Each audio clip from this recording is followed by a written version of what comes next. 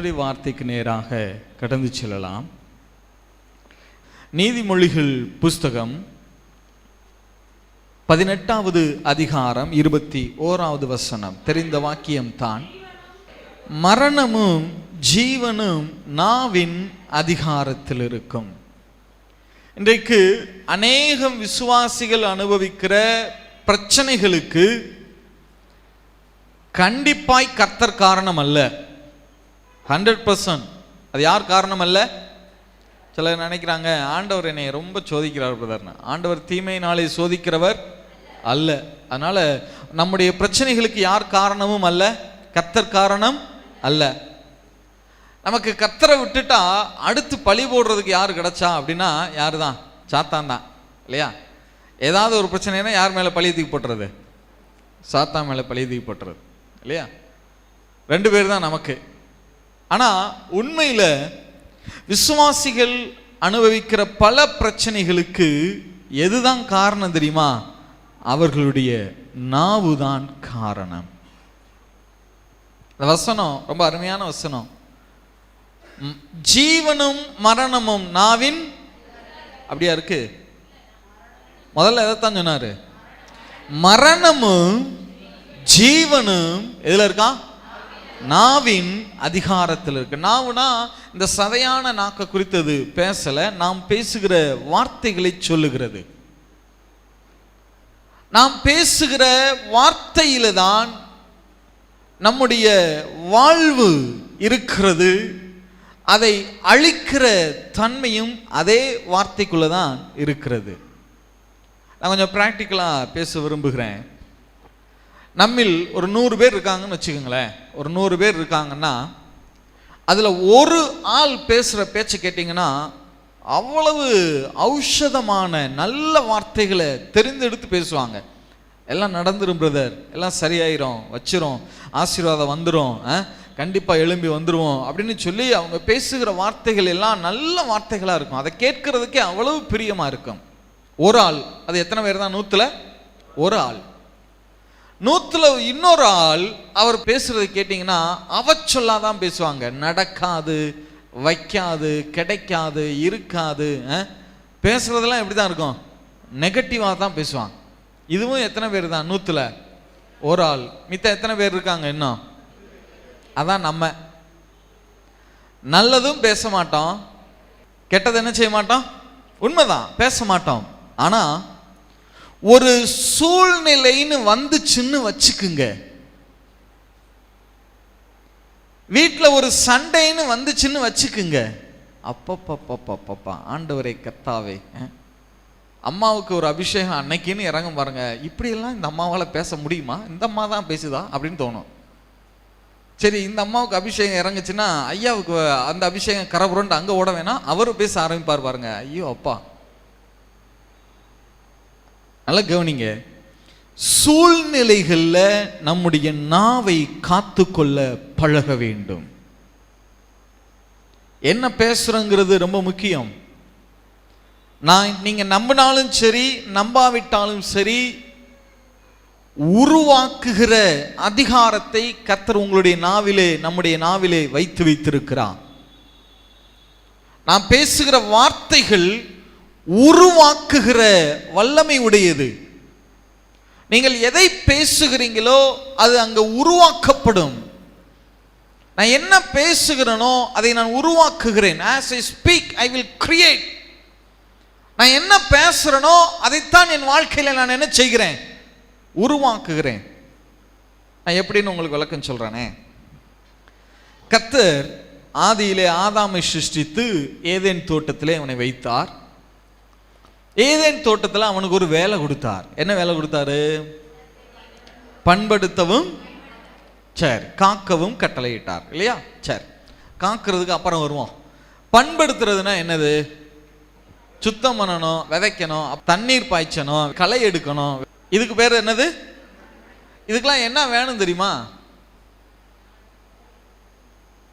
தண்ணி பாய்ச்சணும்னா வாய்க்கால் என்ன செய்யணும்? வெட்டணும். வாய்க்கால் வெட்டுறதுக்கு என்ன வேணும்?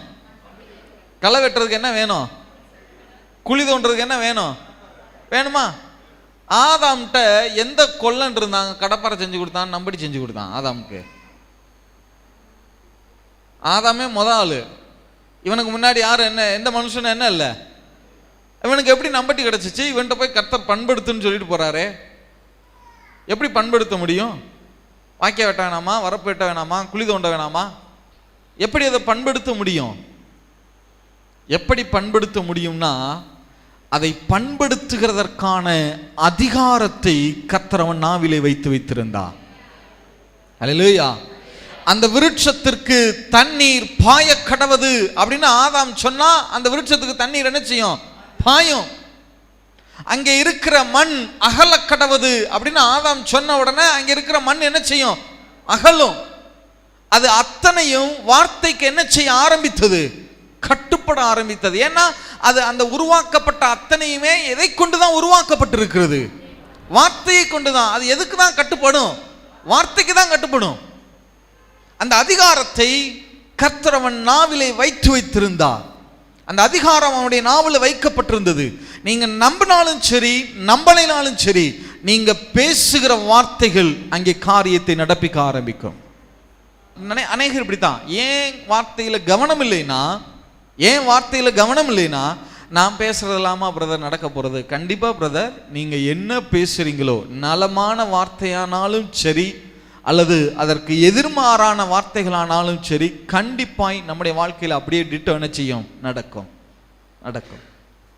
அதனாலதான் ஆண்டவர் இந்த வார்த்தை ஆவியானவர் எழுதுகிற போது தெளிவாய் எழுதி வைத்திருக்கிறார். அதுல முதல்ல மரணம் இருக்கிறது. கேர்ஃபுல். அதுல என்ன இருக்கான்? மரணம் இருக்கு. கேர்ஃபுல்லா அதை ஹேண்டில் பண்ணுங்க. அதுல கவனம் தேவை. பேசுகிற வார்த்தைகள்ல கவனம் தேவை. நீங்க பேசுறது இன்னும் 5 வருஷம் கழிச்சு, 10 வருஷம் கழிச்சு, 20 வருஷம் கழிச்சு உங்க வாழ்க்கையில நிச்சயமா அப்படியே என்ன செய்யும்? சம்பவிக்கும். வேதத்துல முதல்ல வியாதிப்பட்ட மனுஷன் யாரு தெரியுமா? ஆதியாகம புஸ்தகம் 48:1 வாசிங்க பார்க்கலாம். அதற்கு பின்பு உம்முடைய தகப்பனாருக்கு வருத்தமாயிருக்கிறதென்று யோசேப்புக்கு சொல்லப்பட்டது. தமிழ் மொழிபெயர்ப்பில், நம்முடைய மொழிபெயர்ப்பில் வருத்தமாயிருக்கிறதுன்னு போட்டிருக்காங்க. நீங்க பொது தமிழ் மொழிபெயர்ப்பில் பார்த்தீங்கன்னா, உம்முடைய தகப்பனார் வியாதிப்பட்டிருக்கிறார் என்று யோசேப்புக்கு சொல்லப்பட்டது. ஆங்கிலத்தில் வாசிங்கன்னா he was sickness அல்லது he was ill, அவன் வியாதியா இருக்கிறான் என்று யோசேப்புக்கு என்ன செய்யப்பட்டதா? வியாதியா இருந்த. வேதத்துல முதல்ல வியாதிப்பட்ட மனுஷன் யார் தெரியுமா? யாக்கோபு. யாரு? யாக்கோபு. முதல்ல வியாதிப்பட்ட மனுஷன். ஏன் தெரியுமா? இவனுக்கு ஏன் வியாதி தெரியுமா? ஆதியாகம புஸ்தகம் 37:35 வாசிங்க பார்க்கலாம். அவனுடைய குமாரத்திகள் எல்லாரும் அவனுக்கு ஆறுதல் சொல்ல வந்து நின்றார்கள். ஆனாலும் அவன் ஆறுதலுக்கு இடம் கொடாமல், நான் துக்கத்தோட என் குமாரனிடத்தில் பாதாளத்தில் இறங்குவேன் என்றான். இவ்விதமாய் அவனுடைய தகப்பன் அவனுக்காக அழுது கொண்டிருந்தான். 42:38 வாசிங்க பார்க்கலாம். அதற்கு அவன், என் மகன் உங்களோடு கூட போவதில்லை. அவன் தமையன் இறந்து போனான், இவன் ஒருவன் மீதியா இருக்கிறான். நீங்கள் போகும் வழியில் இவனுக்கு மோசம் நேரிட்டால் நீங்கள் என் நரைமயிரை சஞ்சலத்தோட பாதாளத்தில் இறங்க பண்ணுவீர்கள் என்றான். இவன் பேச்சு, யாக்கோபனுடைய பேச்சு எப்படின்னா, ஏதாவது ஒரு பிரச்சனை, ஒரு இஷ்யூ வந்துருச்சுன்னு சொன்னா உடனே இவனுடைய அறிக்கை என்ன அப்படின்னு கேட்டா, நான் சஞ்சலத்தோட சாவேன், துக்கத்தோட சாவேன். அவனுடைய பேச்சே இதுதான். சொல்லியே அவன் எப்படிதான் செத்தான்? வியாதியில சஞ்சலத்தோடும் துக்கத்தோடும் தான் செத்தான். இவன் சொன்ன வார்த்தைகளை கவனிங்க. அது உடனடியே நிறைவேறல. பல ஆண்டுகள் கழித்து, பல வருஷங்கள் கழித்து யாக்கோபனுடைய வாழ்க்கையில அது அப்படியே டிட்டோ என்ன செஞ்சுச்சு? நிறைவேறிச்சு. வேதத்தின்படி முதலாய் வியாதிப்பட்ட மனுஷன் யாக்கோபு. யாக்கோபுக்கு கர்த்தர் ஒரு பேர் வச்சார். என்ன பேரு? இஸ்ரவேல்னா என்ன தெரியுமா அர்த்தம்? தேவனோடு சேர்ந்து ஆளுகிறவன், தேவனுடைய பிரபு, பிரின்ஸ் ஆஃப் காட். இப்ப தேவன் ஆளுகிறவர் சங்கீதத்தில் சொல்லப்பட்டிருக்கிறது. தேவன் என்ன செய்கிறவரா?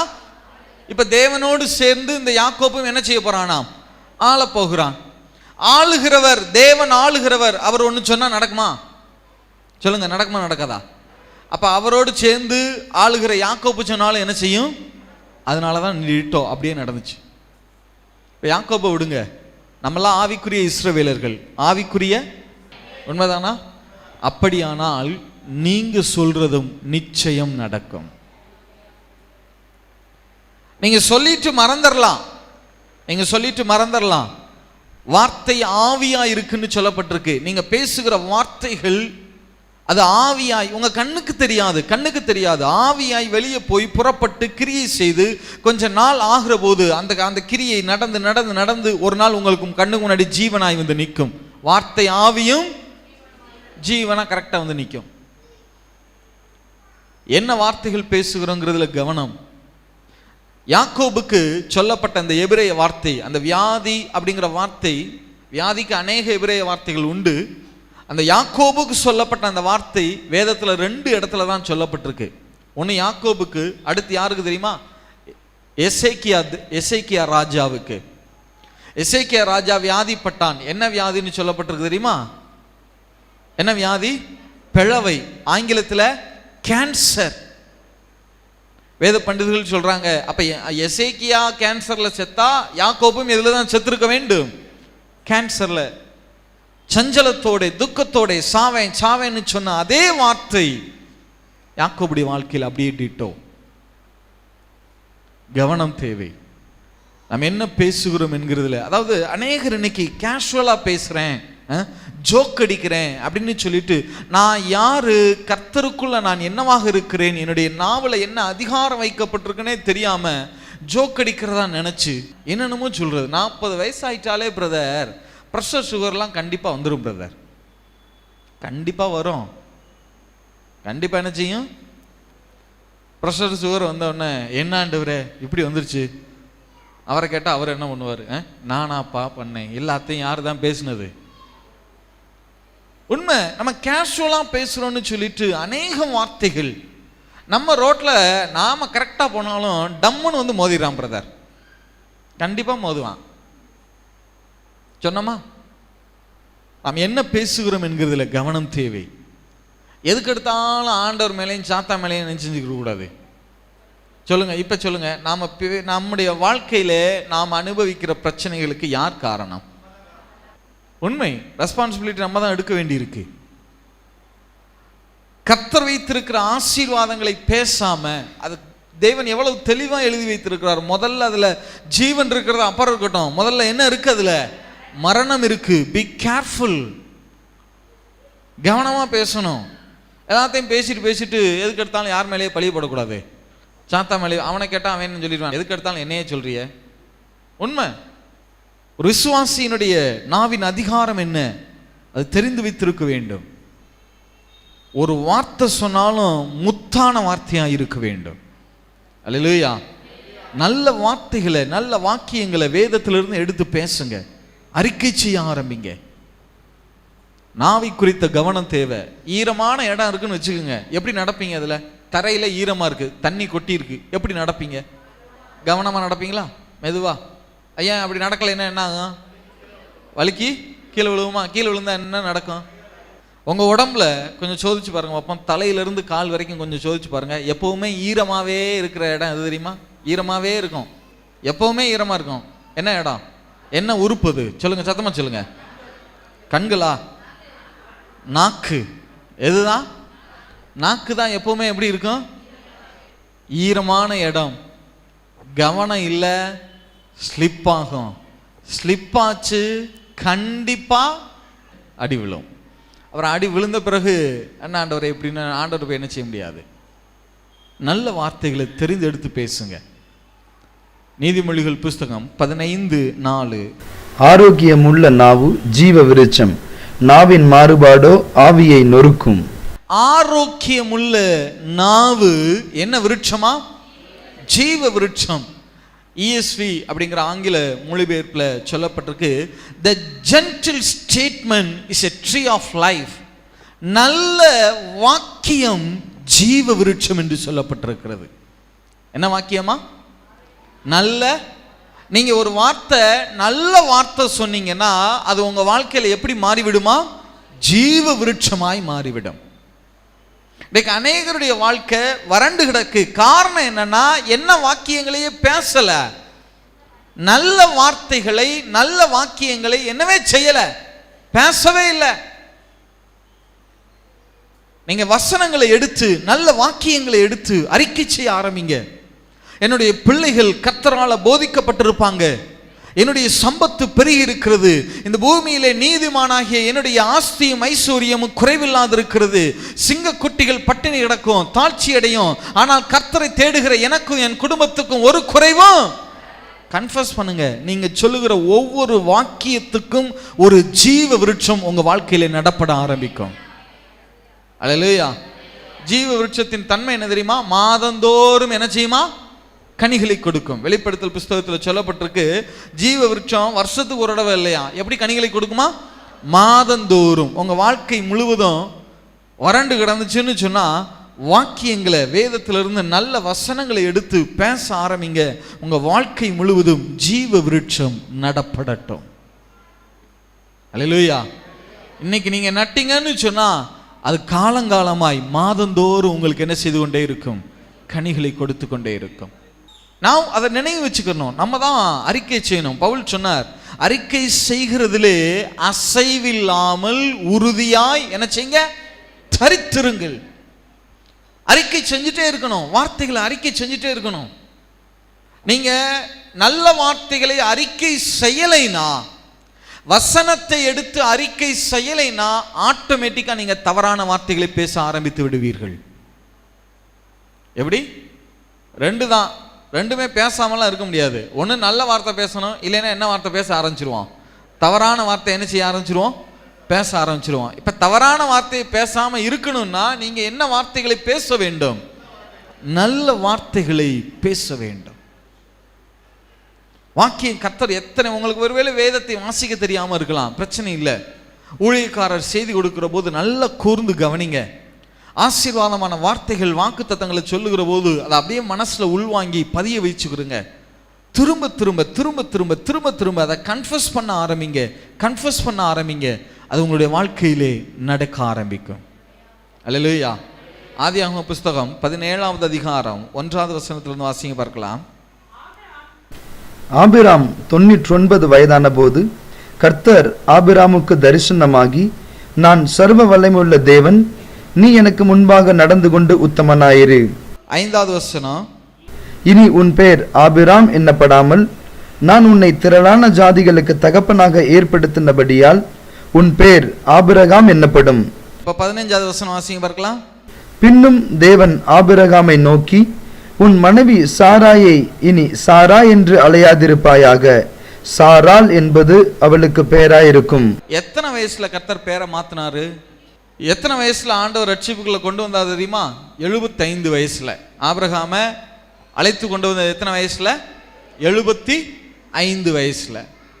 எத்தனை வருஷம் கழிச்சு பேரை மாத்தி இருக்கிறாரு?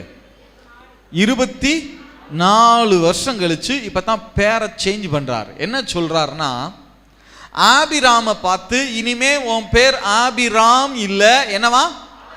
ஆபிரகாம். ஆபிராம் அப்படின்னா பழைய பேர் இருக்குல்ல, ஆபிராம் அப்படின்னா உயர்ந்த தகப்பன் அப்படின்னு அர்த்தம். உயர்ந்த தகப்பன். இப்ப கர்த்தர் அவனை பார்த்து சொல்றார், இனிமே உன் பேர் உயர்ந்த தகப்பன் இல்ல, ஆபிராம் இல்ல, ஆபிரகாம். ஆபிரகாம்னா ஜாதிகளின் தகப்பன். என்னவா? ஜாதிகளின். இப்ப ஆண்டவர் சொல்றாரு 99வது வயசுல ஆபிரகாம பார்த்து சொல்றாரு, இனிமே உன் பேர ஆபிராம்னு சொல்லாத, என்னன்னு சொல்லு? ஜாதிகளின் தகப்பன்னு சொல்லு. சாராய் அப்படின்னா, சாராய் அப்படின்னா என் ராணி, சாராய் அப்படின்னா மை பிரின்ஸ். இப்ப சாராய் அப்படிங்கிற பேரை கர்த்தர் எப்படி மாற்ற சொல்றாரு? சாராள். சாராள்னா என்ன அர்த்தம் தெரியுமா? ஜாதிகளின் தாய். ஆபிரகாம். இப்ப முதல்ல ஆபிரகாம் விஷயத்துக்கு வருவோம். ஆபிரகாம் இதுவரைக்கும் அவர் பேர் ஆபிராம்னு இருந்துச்சு. இப்ப என்னன்னு பேர் மாத்தியாச்சு? ஆபிரகாம். இப்ப அவர் மேய்க்கிற தொழில், ஆடு மாடு மேய்க்கிறவர் இல்லையா? இப்ப ஆட்டையெல்லாம் சந்தைக்கு விற்க கொண்டு போறாருன்னு வச்சுக்கோங்க. இப்ப ஒருத்தர் அந்த ஆபிராம், என்ன ஆடு என்ன விலை அப்படின்னு கேட்டா அவர் சொல்லுவார், இங்க பாரு, என் பேர் ஆபிராம் இல்ல. ஆபிரகாம்னா என்ன அர்த்தம்? ஜாதிகளின், இவனுக்கு ஒரு பிள்ளைக்கு தகப்பனாகவே இன்னும் என்ன இல்லை, வழியை காணாம். ஆனா இப்ப இவன் என்ன சொல்லிக்கிற ஆரம்பிக்கிறான், இவன் யாரா? சிரிப்பான். கேட்குற ஆளுங்க சிரிப்பாங்களா மாட்டாங்களா? ஒரு பிள்ளைக்கே தகப்பனாகன்னு வழியை காணா, நீ யாரு? ஜாதிகளின் தகப்பனா? கேட்டிருப்பாங்களா இல்லையா? சரி, ஆபிரகாம் விடுங்க, சாராய்க்கு வருவோம். சாராய்னா என் ராணி. இப்ப சாராள் அப்படின்னா என்ன சொன்னேன்? ஜாதிகளின் தாய். இப்ப ஆபிரகாம் இதுவரைக்கும் சாராய் சாராய் என் ராணியே என் ராணியன்னு கூப்பிட்டார். இப்ப இனிமே எப்படி கூப்பிட போறாரு? சாராள் அப்படின்னா என்ன அர்த்தம்? ஜாதிகளின். சாராளை பார்த்து ஆபிரகாம், சாராளே தண்ணி கொண்டு வா அப்படின்னா என்ன அர்த்தம்? ஜாதிகளின் தாயே தண்ணி கொண்டு வா, ஜாதிகளின் தாயே சாப்பாடு எடுத்து வை, ஜாதிகளின் தாயே இந்த பொருளை கொண்டு போய் வை. சொல்ல சொல்ல சொல்ல சொல்ல சொல்ல சொல்ல ஜாதிகளின் தாய் தாய் தாய்னு சொல்ல சொல்ல சாராள் குழந்தையை பெற்றெடுப்பதற்கு அவளுடைய சரீரம் பலன் கொள்ள ஆரம்பிக்கிறது. அல்லேலூயா, அல்லேலூயா. 24 ஆண்டு காலம் நடக்காத ஒரு அற்புதத்தை ஒரு அறிக்கை சாத்தியமாக்குகிறது. அல்லேலூயா. வித்தின் 1 இயர்ல 100வது வயசுல யார் பிறந்துட்டது? ஈசாக்கு பிறந்து விட்டான். ஆண்டவருக்கே பாருங்க, வாக்குத்தத்தம் தான். உனக்கு ஒரு குமாரனை கொடுப்பேன்ங்கிறது யாருடைய வாக்குத்தத்தம் தான்? கர்த்தருடைய வாக்குத்தத்தம் தான். அவர் வாக்குத்தத்தம் கொடுத்துட்டாருங்கிறதுக்காக உடனே அப்படியெல்லாம் நடந்துராது. அநேகருடைய வாழ்க்கையில வாக்குத்தத்தங்கள் எதுவுமே நடக்கல, அப்படியே இருக்கு. நிறைய பேர் பைபிளை பார்த்தா பைபிள் இருக்கிற சைஸை விட 2 மடங்கு கட்டையா இருக்கு. என்னன்னு திறந்து பார்த்தா வெறும் வாக்குத்தத்த அட்டையா இருக்கு. ரட்சிக்கப்பட்ட நாள்ல இருந்து வாங்கின கார்டுலாம் எங்கே தான் இருக்கு? உள்ளதான் இருக்கு. ஏதாவது நிறைவேறிச்சான்னா எதுவுமே என்ன செய்யல. உண்மை, அதை ஒத்துக்கொள்ள தான் வேணும். ஏன் நிறைவேறல தெரியுமா? அவர் வாயிலிருந்து சொன்னதை உங்க வாயினால நீங்க இன்னும் சொல்லல. அவர் சொன்னதை எப்ப நீங்க அறிக்கை செய்ய ஆரம்பிக்கிறீங்களோ அப்பத்தான் அந்த அற்புதம் உங்க வாழ்க்கையிலே சாத்தியமாக ஆரம்பிக்கும்.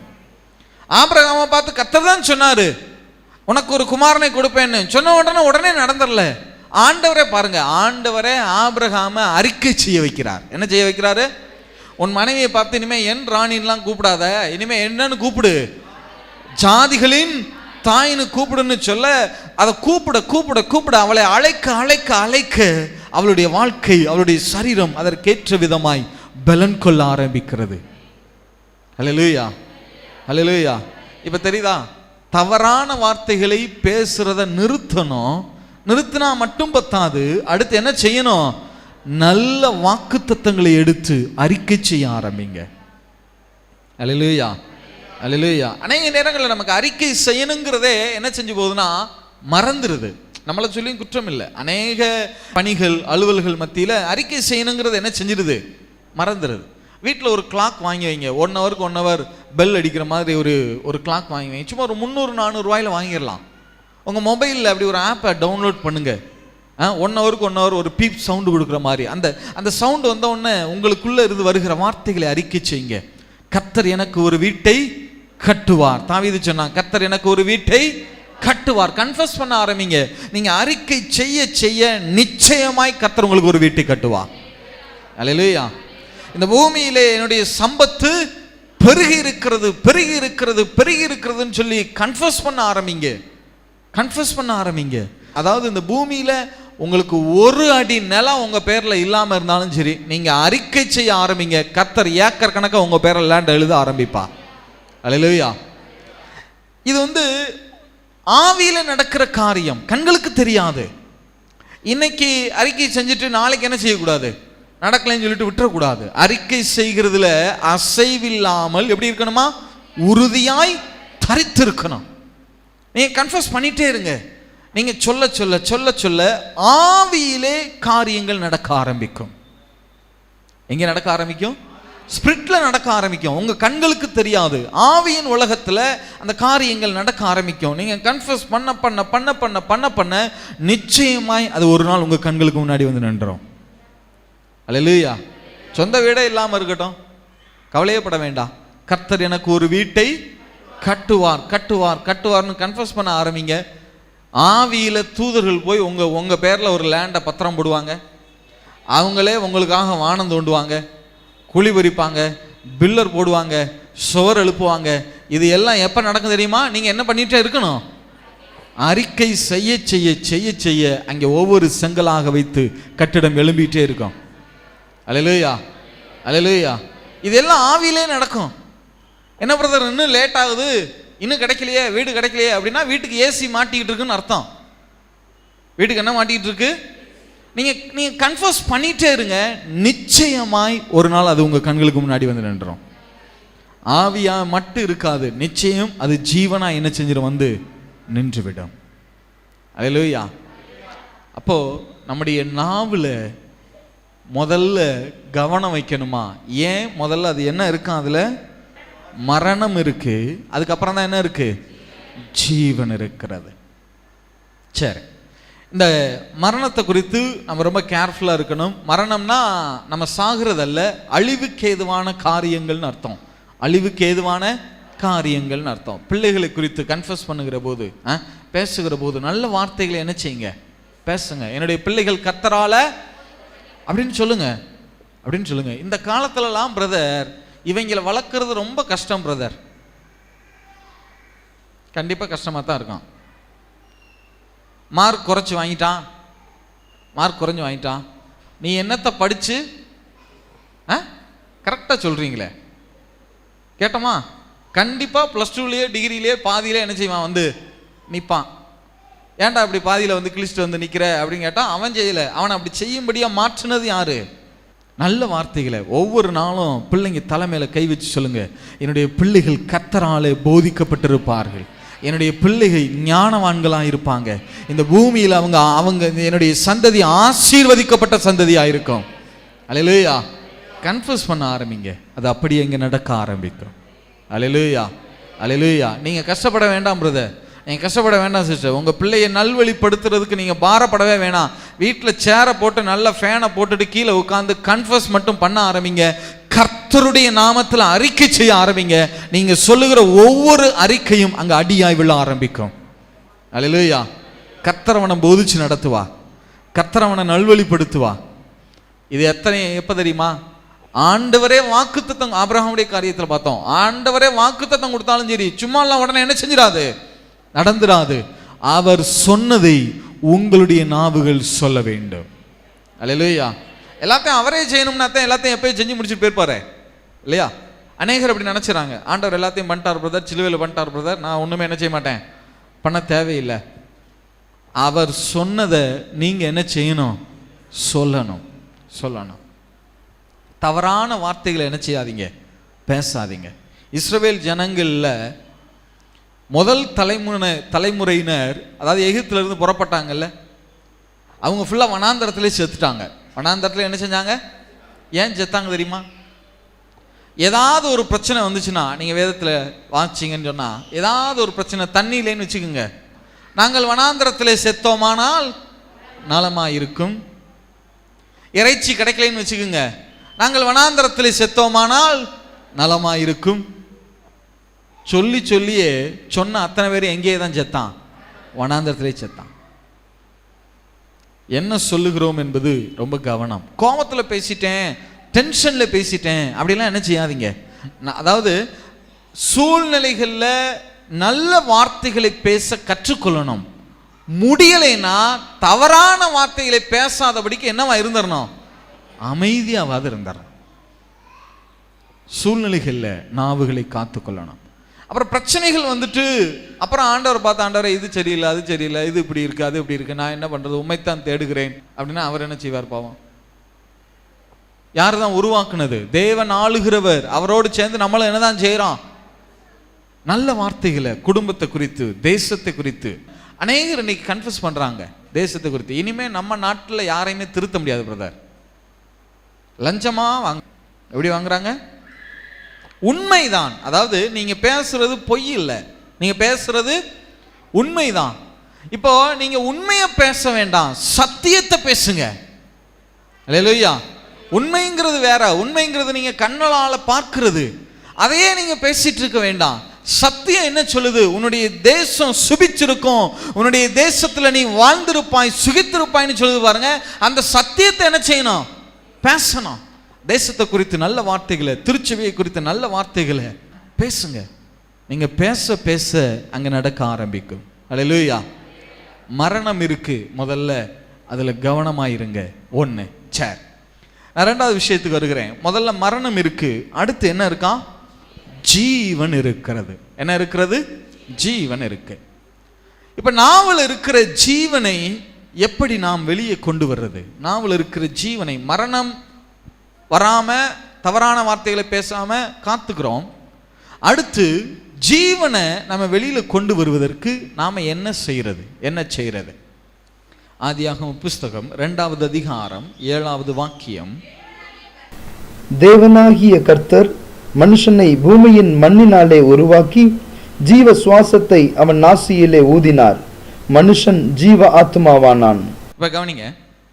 இப்ப மனுஷனை கர்த்தர் மண்ணினாலே உருவாக்கிட்டார். மண்ணினால ஒரு பொம்மை மாதிரி ஒரு பெரிய உருவத்தை செஞ்சுட்டு இப்போ இந்த மனுஷனுக்குள்ள தன்னுடைய ஜீவனை கொண்டு வரும்படிக்கு அவர் விரும்புகிறார். தனக்குள்ளே இருக்கிற ஜீவனை மனுஷனுக்குள்ளே கொண்டு வரும்படிக்கு விரும்புகிறார். ஜீவன்னா என்ன அர்த்தம் தெரியுமா? எபிரேய பாஷையில காய் அப்படின்னு சொல்லுவோம். CHAI, காய் அப்படின்னு சொல்லுவோம். காய் அப்படின்னு சொன்னா தேவனை போன்ற வாழ்க்கை, காட் கைண்ட் ஆஃப் லைஃப். தேவன் எப்படி வாழ்கிறாரோ அவரை போன்ற பரிசுத்தம், அவரை போன்ற வல்லமை, அவருக்கு இருக்கிறதை போன்ற ஞானம், இது எல்லாத்தையும் தனக்குள்ள இருக்கிறது மாதிரி எல்லாத்தையும் எடுத்து யாருக்குள்ள வைக்கணும்னு நினைச்சாரு? மனுஷனுக்குள்ள, ஆதாமுக்குள்ள வைக்கணும்னு நினைச்சார். அதுக்கு அவர் என்ன செஞ்சார் தெரியுமா? அவர் என்ன செஞ்சாரா? அவன் மேல என்ன செஞ்சாரா? ஊதினார். அவன் நாசியில என்ன பண்ணாரு? ஊதினார். இல்லையா? ஊதுகிற போது இவருக்குள்ளே இருக்கிற ஜீவன் இப்ப யாருக்குள்ளே கடந்து வருகிறது? ஆதாமுக்குள்ளே கடந்து வருகிறது. அவன் ஜீவ ஆத்துமாவானான். ஜீவ சுவாசம் உள்ளவனாய் என்ன செஞ்சிட்டான்? மாறிவிட்டான். இப்ப ஜீவ சுவாசம் உள்ளவனாய் ஜீவாத்மாவாய் மாறிவிட்டான். இதுவரைக்கும் சரிதான். இப்போ மனுஷன் பாவம் செய்தான், ஆதாம் பாவம் செய்தான். இப்ப ஜீவ சுவாசம் உள்ள ஜீவாத்மா உள்ள மனுஷன் பாவம் செய்தபடினாலே ஜீவனை இழந்து போனான். எதை இழந்துட்டான்? ஜீவனை இழந்துட்டான். இப்ப சுவாசம் மட்டும்தான் இருக்கு. ஜீவ சுவாசத்துல எது மட்டும்தான் இருக்கு? சுவாசம் மட்டும்தான் இருக்கு. எது இல்ல? ஜீவன் இல்ல. ஜீவன் இல்ல. இப்ப மனுஷன் இழந்த ஜீவனை அவனுக்கு திருப்பி கொடுக்கணும். மனுஷன் இழந்த ஜீவன் அவனுக்கு என்ன செய்யணும்? திருப்பி கொடுக்கணும். அதற்காகத்தான் பிதா யாரை அனுப்பினார் இந்த பூமிக்கு? தம்முடைய குமாரனாகிய இயேசு கிறிஸ்துவை என்ன செஞ்சாரு?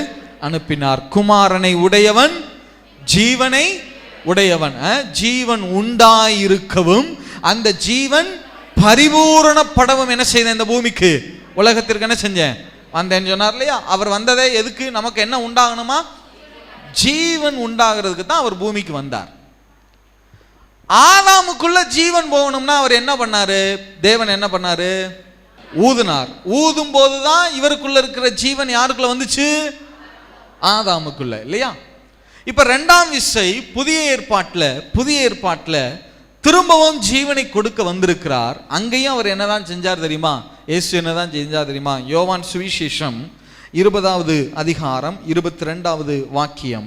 அவர்கள் மேல் ஊதி பரிசுத்த ஆவியை பெற்றுக்கொள்ளுங்கள். என்ன செஞ்சாரா? அவர்கள் மேல் என்ன செஞ்சாரா? ஊதினார். அவர்கள் மேல என்ன செஞ்சாரா? ஊதுனா பழைய ஏற்பாட்டில் ஊதுகிற போது என்ன கடந்து வந்துச்சு? ஜீவன் கடந்து வந்துச்சு. என்ன கடந்து வந்துச்சு? இப்ப புதிய ஏற்பாட்டில் ஊதுகிற போதும் என்னதான் கடந்து வரணும்? ஜீவன் என்ன செய்யணும்? வரணும். ஆனா பழைய ஏற்பாட்டில் ஊதும் போது ஜீவனை பெற்றுக்கொள்னு ஊதுனாரு. புதிய ஏற்பாட்டில் ஊதும் போது அந்த ஜீவனாகிய பரிசுத்த ஆவியை என்ன செஞ்சு கொள்ளுங்கள்? பெற்றுக்கொள்ளுங்கன்னு ஊதிட்டார். அல்லேலூயா, அல்லேலூயா. அவர் ஊதின உடனே எதுவும் நடந்துடல, பரிசுத்த ஆவி வந்துடல. ஏன்னா யோவான் 7வது அதிகாரத்தில் சொல்லப்பட்டிருக்கு, 7:24 சொல்லப்பட்டிருக்கு, குமாரன் இதுவரைக்கும் இன்னும் மகிமைப்படாதிருந்தபடினாலே பரிசுத்த ஆவியானவர் இன்னும் என்ன செய்யப்படவில்லை? அவர்கள் மேல என்ன செய்யப்படலை? அருளப்படலை, ஊற்றப்படவில்லைன்னு சொல்லப்பட்டிருக்கு. அவர் எப்போ ஊற்றப்பட்டார்னு சொன்னா அப்போஸ்தலர் புஸ்தகம் 2வது அதிகாரம் 4வது வசனம். அவர்கள் எல்லாரும் பரிசுத்த ஆவியினாலே நிரப்பப்பட்டு ஆவியானவர் தங்களுக்கு தந்தருளின வரத்தின்படியே வெவ்வேறு பாஷைகளிலே பேசத் தொடங்கினார்கள். பழைய ஏற்பாட்டில் மண்ணான அந்த மனுஷன் மேல தேவன் ஊதுனார் பாருங்க. இவருக்குள்ள இருக்கிற ஜீவன் அந்த ஆதாமாகிய மண்ணுக்குள்ள என்ன செஞ்சிச்சு? வந்துச்சா? வந்த உடனே அந்த வசனம் சொல்லுது, அவன் ஜீவாத்துமாவானான். என்ன? ஜீவாத்துமாவானான். நீங்க பழைய ஆங்கில மொழிபெயர்ப்புகள்லாம் வாச்சிங்கன்னா the speaking being அப்படின்னு வரும். he became the speaking being அப்படின்னா அவன் பேசுகிற வார்த்தைகளை பேசுகிற மனுஷனானான். பழைய ஏற்பாட்டில் தேவன் ஊதுனப்ப ஆதாமுக்குள்ள அந்த ஜீவன் வந்த உடனே அவன் எந்திரிச்சு உட்கார்ந்து யாரோட பேச ஆரம்பிச்சான்? தேவனோடு பேச ஆரம்பிச்சான். மனுஷனுக்குள்ள அந்த ஜீவன் வந்த உடனே அவன் செய்த காரியம் என்னன்னா, எழுந்து உட்கார்ந்த உடனே அவன் யாரோட தான் பேச ஆரம்பிக்கிறான்? தேவனோடு பேச ஆரம்பித்தான் பழைய ஏற்பாட்டில். அதே தான் புதிய ஏற்பாட்டிலையும் நடந்தது. சீஷர்கள் மேல பரிசுத்த ஆவியானவர் ஜீவனா இறங்கி வந்தார் பாருங்க. இறங்கி வந்த போதும் அவங்க என்னதான் செய்ய ஆரம்பித்தாங்க? தேவனோடு பேச ஆரம்பித்தார்கள். அல்லேலூயா. பழைய ஏற்பாட்டுக்கும் புதிய ஏற்பாட்டுக்கும் என்ன வித்தியாசம்? ஒரே வித்தியாசம்தான். பழைய ஏற்பாட்டில் தன் சொந்த பாஷையிலே தேவனோடு பேசினான். புதிய ஏற்பாட்டில் அந்நிய பாஷையிலே தேவனோடு பேச ஆரம்பித்தான். அல்லேலூயா, அல்லேலூயா. அப்போ நீங்க எந்த அளவுக்கு அந்நிய பாஷையிலே பேசுகிறீர்களோ அந்த அளவுக்கு உங்களுக்குள்ளே இருந்து ஜீவனுள்ள வாழ்க்கை வெளிப்பட ஆரம்பிக்கும். அல்லேலூயா, அல்லேலூயா. ஜீவன்னா ஏற்கனவே சொன்னேன், யாரை போன்ற வாழ்க்கை? தேவனை போன்ற வாழ்க்கை. ஜீவன் அப்படின்னா என்ன அர்த்தம்னா, தேவனை போன்ற, அவருக்கு என்ன வல்லமை இருக்கிறதோ அதே வல்லமை, அவரிடத்தில் என்ன பரிசுத்தம் இருக்கிறதோ அதே பரிசுத்தம், அவரிடத்தில் என்ன ஞானம் இருக்கிறதோ அதே ஞானம், டிட்டோ அவரை போலவே. காட் கைண்ட் ஆஃப் லைஃப் எப்ப வெளிப்படும் தெரியுமா? என்ன பாஷையில பேசுகிற போது? அந்நிய பாஷையிலே பேசுகிற போதுதான் ஜீவன் வெளிப்பட ஆரம்பிக்கும். ஜீவன் வெளிப்பட ஆரம்பிக்கும். இன்றைக்கு அநேகர் பாவத்தை மேற்கொள்ள முடியல. வாஞ்சை இருக்கு, தாகம் இருக்கு, பாவத்தை ஜெயிக்கணும்னு நினைக்கிறாங்க, ஆனா மேற்கொள்ள முடியல. ஏன் தெரியுமா? ஜீவன் வெளிப்படல. ஜீவன் வெளிப்படல. ஏன் ஜீவன் வெளிப்படல? என்ன பாஷையில பேசல. அப்ப நீங்க எந்த அளவுக்கு அந்நிய பாஷையில பேசுகிறீர்களோ அந்த அளவுக்கு தான் நமக்குள்ளே இருந்து ஜீவன் வெளிப்பட ஆரம்பிக்கும். அல்லேலூயா, அல்லேலூயா. உங்களுடைய வாழ்க்கையில ஜீவனுள்ள வாழ்க்கை இருக்கணும்னு சொன்னா அதுக்கு ஒரே வழி அந்நிய பாஷையில பேசுறதா. இன்னும் சொன்னா அந்நிய பாஷை அப்படின்னு அதை சொல்லக்கூடாது. அதை அப்படி தமிழில் மொழிபெயர்த்துட்டாங்க டிரான்ஸ்லேஷன்ல. யூத ரபிமார்கள், இயேசுவை சொந்த இரட்சகராக ஏற்றுக்கொண்ட யூத ரபிமார்கள் அதை இன்னைக்கு எப்படி சொல்றாங்க தெரியுமா? எபிரேயத்தில் லெஷோன் ஈஷ் அப்படின்னு சொல்லுவாங்க. லெஷோன் ஈஷ் அப்படின்னா அக்கினி பாஷை அப்படின்னு அர்த்தம். என்ன பாஷை? நம்ம தான் அதை அந்நிய பாஷைன்னு சொல்றோம். ரபிமார்கள்லாம் அதை என்ன பாஷைன்னு தான் சொல்றாங்க? அக்கினி பாஷை. நம்ம தான் அந்நிய பாஷைன்னு சொல்லி அது நமக்கு அந்நியமா போயிட்டு. எவ்வளவுக்கு எவ்வளவு அக்கினி பாஷையிலே ஜெபிக்க முடியுமோ அவ்வளவு அக்கினி பாஷையிலே ஜெபிக்க ஆரம்பிங்க. கர்த்தருக்குள்ள இருக்கிற அதே ஜீவன் உங்களுக்குள்ள இருந்து வெளிப்பட ஆரம்பிக்கும். அல்லேலூயா. குமாரனை உடையவன் யாரை? என்ன உடையவன்? இப்ப இயேசு உங்களுக்குள்ள இருக்கிறாரா? இயேசுவின் மேல எத்தனை பேர் விசுவாசம் வைத்திருக்கிறீங்க? ஆமென் சொல்லுங்க பார்க்கலாம். இயேசுதான் தெய்வம், கர்த்தர்னு எத்தனை பேர் விசுவாசம் வைத்திருக்கீங்க? ஆமென் சொல்லுங்க பார்க்கலாம். இந்த விசுவாசம் உங்களுக்குள்ள இருக்குன்னா மகிமையின் நம்பிக்கையாக உங்களுக்குள்ள என்ன செய்கிறார்? அவர் வாசம் பண்ணுகிறார் இல்லையா? இந்த நம்பிக்கை தான் இயேசு உங்களுக்குள்ள அவர் விசுவாசம் என்கிற வடிவத்தில் அவர் உங்களுக்குள்ள வாசம் பண்ணுகிறார். அப்ப உங்களுக்குள்ள ஜீவன் இருக்கு. குமாரனை உடையவன் என்ன உடையவன்? அப்ப உங்களுக்குள்ள ஜீவன் இருந்தா அந்த ஜீவன் என்ன செய்யணும்? வெளிப்படணும். ஜீவன் இருந்தா பத்தாது, எல்லாருக்குள்ளேயும் ஜீவன் இருக்கு, ஜீவன் இருக்கு. அந்த ஜீவன் என்ன செய்யணும்? வெளிப்படணும்னா நீங்க என்ன பாஷையில பேசணும்? அந்நிய பாஷையில பேசணும். இப்ப நான் கேட்கிறேன், ஆதாமுக்குள்ளேயும் ஜீவன் இருந்துச்சு, ஆதாம் பேசாம இருந்ததான்னு வச்சுக்கோங்க, சத்தமே காட்டாம அமைதியா இருக்கிறான், அப்படியே ஏதாவது நடந்திருக்குமா? ஏதாவது மாறுதல் வந்திருக்குமா? பூமியை பண்படுத்த முடியுமா? விலங்குகளுக்கு பேர் வைக்க முடியுமா? ஏதாவது செய்ய முடியுமா? யோசிச்சு பாருங்க பாப்போம். எதுவுமே. அப்ப ஜீவன் வெளிப்படணும்னா என்னதான் செஞ்சு ஆகணும்? பேசித்தான் ஆகணும், வார்த்தை வெளியில வந்துதான் ஆகணும். அப்ப நீங்க ஜீவனுள்ள வாழ்க்கை வாழணும்னு சொன்னா அக்கினி பாஷையிலே ஜெபித்தாக வேண்டும். நான் சொல்றது 5 நிமிஷம் அல்ல, 10 நிமிஷத்தை பத்தி சொல்லல, மணிக்கணக்காய் மணிக்கணக்காய் தேவ சமூகத்துல மணிக்கணக்கா பேசுங்க. எப்பெல்லாம் பேச முடியுமோ பேசுங்க. நான் கேட்கிறேன், அது ஒரு பாஷை, அது எதுக்கு கொடுத்தாரு ஆண்டவர்? தேவனோடு ரகசியங்களை பேசத்தானே கொடுத்தாரு. பேச கொடுத்ததை பேசாமலே வச்சிருந்தா என்ன அர்த்தம்? இப்போ நீங்க அந்நிய பாஷையை விட்டுருங்க, உங்க தமிழுக்கு வருவோம். நம்ம எல்லாரும் ஒருத்தரோட ஒருத்தர் என்ன பாஷையில பேசிக்கிறோம்? தமிழ்ல பேசுறோமா? நீங்க யாரு கூடயும் பேசாம இருந்தீங்கன்னு வச்சுக்கோங்க, என்ன நடக்கும் தெரியுமா? ஒரு ஊமை மாதிரி இருங்க. சொல்லப்போனா உங்க வீட்டில் இனிமேல் இன்னைக்கு ஒரு முடிவு எடுங்க பார்ப்போம், இனிமேல் கொண்டு நான் யாரோடும் பேசுவதாயில்லை அப்படின்னு ஒரு முடிவு எடுத்துட்டு அமைதியா இருங்க பார்ப்போம். என்ன கிடைக்கும்? என்ன நடக்கும் தெரியுமா? சோறு கூட கிடைக்காது. உண்மைதான். என்ன கிடைக்காது? என்ன வேணும்னாலும் நீங்க என்ன செஞ்சு ஆகணும்? வாயை திறந்து பேசி ஆகணும். உலக வாழ்க்கைக்கு மட்டுமல்ல, உங்க ஆவிக்குரிய வாழ்க்கையிலையும் காரியங்கள் நடக்கணும்னு சொன்னா நீங்க அக்கினி பாஷையிலே பேசியாக வேண்டும். அநேகருக்கு ஆவிக்குரிய வாழ்க்கையில எதுவுமே கிடைக்கல, எந்த ஆசீர்வாதமே இல்லை, அப்படியே ட்ரையா இருக்கு பிரதர். காரணம் என்ன பாஷையில பேசல? தேவனுக்கு புரிகிற லாங்குவேஜ்ல, அவருக்கு தெரிஞ்ச லாங்குவேஜ்ல, அவர் உங்களுக்கு கொடுத்திருக்கிற அந்த அக்கினி பாஷையில நீங்க அவரோடு பேச பேச பேச பேச பரலோகம் உங்களுக்கு காரியங்களை செய்ய ஆரம்பிக்கும். அல்லேலூயா, அல்லேலூயா. இப்ப சொல்லுங்க, யார் பக்கம் தவறு இருக்கிறது? யார் பக்கம் தப்பு இருக்கு? ஏன் பேச மாட்டாங்க ஜனங்கள் அப்படின்னா அதற்கு சில காரணங்கள் இருக்கு. அதை மட்டும் நான் சொல்லிட்டு முடிக்கிறேன். ஏன்னா இந்த அக்கினி பாஷை குறித்து நான் சும்மா சொல்லிட்டு போறதுல ஒரு பிரயோஜனம் இல்லை. நீங்க பேசணும் கொஞ்ச நேரம், சரியா? அந்நிய பாஷை பேசுகிறதுல முதல்ல என்னன்னா, அநேகருக்குள்ள சந்தேகம் இருக்கு, நான் பேசுறது அந்நிய பாஷை தானா இருக்கா? நான் பேசுறது அந்நிய பாஷை தானா அப்படின்னு சந்தேகம் இருக்கு. நல்லா கவனிங்க, சந்தேகம் இருந்துச்சுன்னாலே உத்தரவாதம் பண்ணிக்கொள்ளுங்க, கண்டிப்பா உங்களுக்கு என்ன பாஷை வரம் இருக்கு? அந்நிய பாஷை வரம். ஏன்னா அந்நிய பாஷை வரம் இல்லைன்னா உங்களுக்கு இப்படிப்பட்ட சந்தேகத்தை உங்களுடைய இருதயத்திலே அவன் சத்ரு தூண்ட வேண்டிய, சாத்தான் தூண்ட வேண்டிய அவசியமே இல்லை. அவன் பாட்டுக்கு விட்டுருவான், சும்மா என்ன தேவைன்னா ஒழிட்டு போ அப்படின்னு விட்டுருவான். உங்களை பேச வச்சிடக்கூடாது, நீங்க பேசிடக்கூடாதுங்கிறதுக்காகத்தான் அநேக நேரங்களில் உங்களுக்குள்ள என்ன சந்தேகத்தை எழுப்புகிறான் சத்ரு. சந்தேகத்தை எழுப்புறது 2 விஷயம்தான், ஒன்று விசுவாசம், இன்னொன்று அந்நிய பாஷை. 2 விஷயத்துல தான் சந்தேகத்தை எழுப்புவான். சந்தேகப்படவே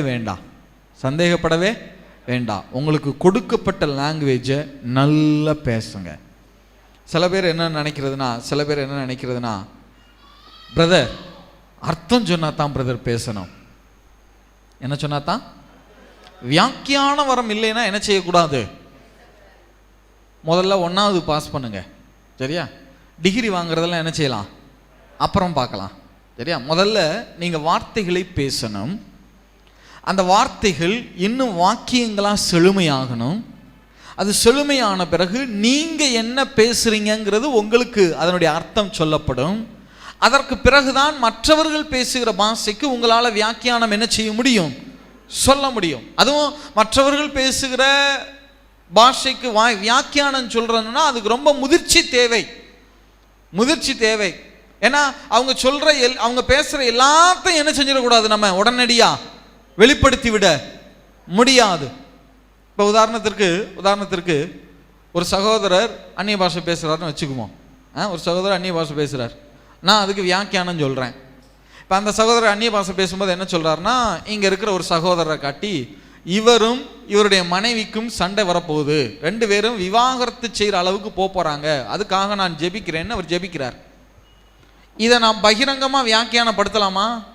இன்னொரு 5 வருஷம் கழிச்சு இவங்க 2 பேருக்கும் சண்டை வரப்போகுது, விவாகரத்து அளவுக்கு போகுது, அதுக்காக நான் இப்போவே என்ன செய்கிறேன், ஆவியான இடத்துல ஜெபிக்கிறேன்னு அவர் அந்நிய பாஷையில் ஜெபிக்கிறாருன்னு வச்சுக்கோங்க. அதை நான் உடனடியாக வியாக்கியானப்படுத்த முடியுமா? சொல்லலாமா? அது எனக்கு தெரிஞ்சாலும் நான் என்ன செய்யக்கூடாது, சொன்னால் உடனே அன்னைக்கே டைவர்ஸ் ஆயிரும். 5 வருஷம் கழிச்சு நடக்கிறது என்ன ஆயிரும், அன்னைக்கே ஆயிரும். வியாக்கியான வரம்லாம் அதற்கு ஒரு ஒரு நல்ல முதிர்ச்சி தேவை, முதிர்வு தேவை. அதெல்லாம் எனக்கு இருந்தால் தான் பிரதர் நான் அந்நிய பாஷையில் ஜெயிப்பேன், அது வரைக்கும் என்ன செய்ய மாட்டேன். அதெல்லாம் தவறான மனப்பான்மை. இன்னும் சிலருக்கு என்னன்னா, பிரதர் ஒரே வார்த்தை திருப்பி திருப்பி வருது பிரதர். எப்படி? ஒரே வார்த்தை திருப்பி திருப்பி ஷக்கரா கட்டா தல்லாக்கா, இதையே நான் 5 வருஷமா சொல்லிட்டு இருக்கேன் பிரதர். எத்தனை வருஷமா? 5 வருஷமா. இந்த அப்போஸ்தலர் 2:4 வாசிங்க பார்க்கலாம். அவர்கள் எல்லாரும் பரிசுத்த ஆவியினாலே நிரப்பப்பட்டு ஆவியானவர் தங்களுக்கு தந்தருளின வரத்தின்படியே வெவ்வேறு பாஷைகளிலே பேசத் தொடங்கினார்கள். வெவ்வேறு பாஷைகளிலே பேசத் தொடங்கினார்கள். இதை ஒரு யூத ரபி இயேசுவை சொந்த ரட்சகராய் ஏற்றுக்கொண்ட ஒரு யூத ரபி ஆங்கிலத்தில் மொழிபெயர்த்திருக்கிறார். அவர் பேர் ஜோனத்தான் மிச்சல் அப்படின்னு சொல்லுவோம். அந்த யூத ரபி ஒரு டிரான்ஸ்லேஷன் கொடுத்துருக்கார். அந்த டிரான்ஸ்லேஷனில் இப்படி இருக்கு, and then they all were filled with the consecrated breath, and they started or began speak and continuously and repeatedly. அதில் என்ன போட்டிருக்குன்னா, தமிழில் சொன்னால் அவர்கள் தேவனிடத்திலிருந்து வந்த அந்த கான்சக்ரேட்டட் பிரீத் எஃபெக்ட். பழைய ஏற்பாட்டில் வந்துச்சு பாருங்க, நாசியில சுவாசத்தை என்ன செஞ்சாரா, அதே சுவாசம் அவர்கள் மேல பெருங்காற்றாய் இறங்கி வந்தது. அவங்க உடனே அந்த ஜீவ சுவாசத்தை பெற்றுக்கொண்டவர்களாய் பேச ஆரம்பிக்கிறார்கள். எப்படி பேசினாங்களா? கண்டினியூஸ்லி அண்ட் ரிப்பீட்டட்லி, தொடர்ச்சியா பேசினாங்க, திருப்பி திருப்பி பேசினாங்க. எப்படி பேசினாங்களா? தொடர்ச்சியா பேசினாங்க. அதே நேரம் எப்படி பேசினாங்களா? திருப்பி திருப்பி. எடுத்த உடனே எல்லாம் அந்த வார்த்தைகள் அவங்களுக்குள்ள அப்படியே புலமை பெற்றுலாம் வரல. ஆவியானவர் 2 வார்த்தையை கொடுப்பார், அதையே திருப்பி திருப்பி திருப்பி திருப்பி திருப்பி திருப்பி, கூட 2 வார்த்தை வரும், அப்புறம் திருப்பி திருப்பி திருப்பி திருப்பி திருப்பி திருப்பி அப்படித்தான் பேசணும். ஏன் திருப்பி திருப்பி பேசுறதுக்கு என்ன பிரச்சனை உங்களுக்கு? 100 தடவை சொல்லுங்க, 1,00,000 தடவை சொல்லுங்க, தப்பே கிடையாது. நீங்க பேச பேசதான் வார்த்தைகள் கூட ஆரம்பிக்கும், வார்த்தைகள் வாக்கியங்களாகும், வாக்கியங்களாக சேர்ந்து அந்த மொழியிலே புலமை உங்களுக்கு கிடைக்க ஆரம்பிக்கும். இதெல்லாம் எப்பத்தான்? நீங்க பேசுகிற போதுதான். இது ஒரு பாஷை, அது ஒரு பாஷை. அப்ப எடுத்த உடனே உங்க பிள்ளை பிறந்த ஒரு 2வது வயசுலயே, தாயே எனக்கு கொஞ்சம் ஆகாரம் தாருங்கள் அப்படியே கடிச்சு உங்களை பார்த்து எப்படிதான் கடிச்சு? சாப்பாடு வேணும்னா என்ன செய்யும்? ஆளும். சரி, பேச ஆரம்பிச்ச பிறகு சாப்பாடு வேணும்னா என்ன தெரியும்? என்ன கேட்கும்? மா. தண்ணி வேணும்னாலும் மா. தூங்கணும்னாலும் தூக்குறதுக்கு என்னை தூக்கு, தரையிலே போட்டு வச்சிருக்க எவ்வளவு நேரம் தூக்கு அப்படின்னா அதுக்கு என்னதான்? நீங்க சொல்ற ஒரு வார்த்தை மற்றவங்களுக்கு புரியுதோ இல்லையோ, உங்க தகப்பனுக்கு புரிய ஆரம்பிக்கும். அல்லேலூயா. என்ன பிரதர், ஒரே வார்த்தையா 1000 தடவை சொல்லுங்க, என்ன தப்பு இருக்கு? யாருக்கும் விளங்க வேணாம், உங்களுக்கே விளங்க வேணாம். அது யாருக்கு விளங்கும்? உங்க தகப்பனுக்கு விளங்க ஆரம்பிக்கும். அல்லேலூயா, அல்லேலூயா. நீங்க ஜெபிக்க ஆரம்பிங்க, உங்க வாழ்க்கை செழிக்க ஆரம்பிக்கும். அல்லேலூயா. வேதம் சொல்லுது, நாம் வேண்டிக் கொள்ள வேண்டிய காரியங்கள் என்னதென்று நாம் அறியாதிருக்கிறபடினாலே ஆவியானவர் தாமே எண்ணிலடங்காத ஏக்க பெருமூச்சுகளோடு நமக்காக என்ன செய்கிறாரா? வசனம் சொல்லுது, நாம் வேண்டிக் கொள்ள வேண்டிய காரியங்கள் இன்னதென்று நாம் என்ன வேண்டிக்கிறோம்னு நமக்கு தெரியாதுன்னு வேதம் சொல்லுது. சரி, இப்ப நான் உங்களை பார்த்து கேட்கிறேன், உங்க தேவைகள் என்னன்னு உங்களுக்கு தெரியுமா தெரியாதா? உங்கள் கணவருக்காக, மனைவிக்காக, பிள்ளைகளுக்காக, அல்லது உங்கள் ஊழியம், அல்லது உங்களுடைய மற்ற காரியங்கள், இதுக்காகலாம் எதுக்காக ஜெபிக்க வேண்டும்னு சொல்லி நமக்கு தெரியுமா தெரியாதா? ஆனால் வார்த்தை என்ன சொல்லுது? நமக்கு என்ன செய்யாதா? தெரியாது. வேதம் சொல்லுது தெரியாதுன்னு, நம்ம சொல்றோம் தெரியும்னு. இது என்ன நியாயம்? உண்மையில இன்னைக்கு என்ன உங்க வாழ்க்கையில நடக்குதுன்னு சொல்லி உங்களுக்கு தெரியும். இன்னும் 5 வருஷம் கழிச்சு உங்க குடும்பத்தில் என்ன சம்பவிக்க போகிறது, உங்க பிள்ளையினுடைய வாழ்க்கை காரியம், திருமண காரியம், படிப்பு காரியம், எதிர்கால காரியம், இதை பத்திலாம் உங்களுக்கு என்ன செய்யாது? எதுவுமே. ஆனா இன்னைக்கு நீங்க அக்கினி பாஷையில ஜெபிக்க ஆரம்பிச்சா, இன்னும் 5 வருஷம் கழிச்சு, 10 வருஷம் கழிச்சு உங்க வாழ்க்கையில என்ன நடக்க போகுதுன்னு அறிந்திருக்கிற ஆவியானவர் இன்னைக்கு அந்த காரியங்களுக்காக பிதாவை நோக்கி விண்ணப்பங்களை ஏறெடுத்து அதுக்காக ஜெபத்துக்கான பதிலையும் அவரிடத்திலிருந்து வாங்கி விடுவாராம். அல்லேலூயா, அல்லேலூயா.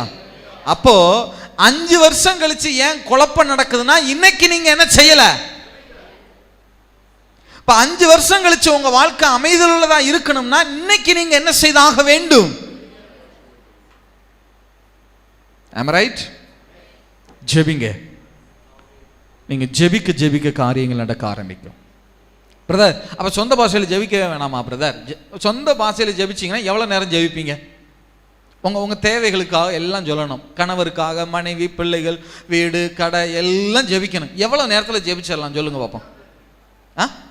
அதிகபட்சம் போனால் 1/2 மணி நேரம். எங்க நம்ம ஆட்கள் 1/2 மணி நேரம்? ஒரே அடியில் ஆண்டவரை எல்லாவற்றையும் பார்த்து கொள்வீராக, முடிஞ்சு போச்சு. அதுக்கு மேலே ஜெபம் என்ன செய்ய மாட்டேங்குது. மாம்சத்தில் ஜெபிச்சா அவ்வளோதான் வரும்.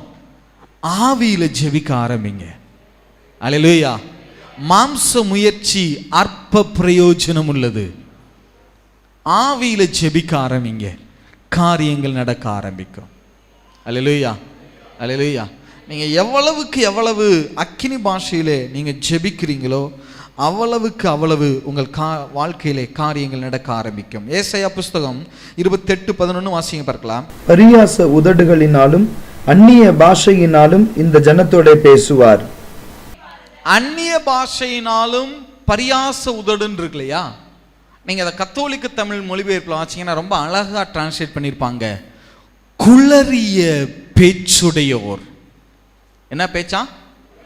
என்ன பேச்சு? தெளிவான பேச்சு இல்லை. என்ன பேச்சு? அந்த பேச்சு குளறிய பேச்சு தான். என்ன பிரதர்? ஷக்கலா கராட்டா தாலா காஹா, ஒண்ணுமே விளங்க மாட்டேங்குதே பிரதர். விளங்காது பிரதர். கர்த்தர் அப்படி வச்சுட்டாரு. அது குளறிய பேச்சு. வாசிங்க பார்க்கலாம், அந்த வசனத்தை வாசிங்க. பரியாச உதடுகளினாலும் அந்நிய பாஷையினாலும் இந்த ஜனத்தோட பேசுவார்.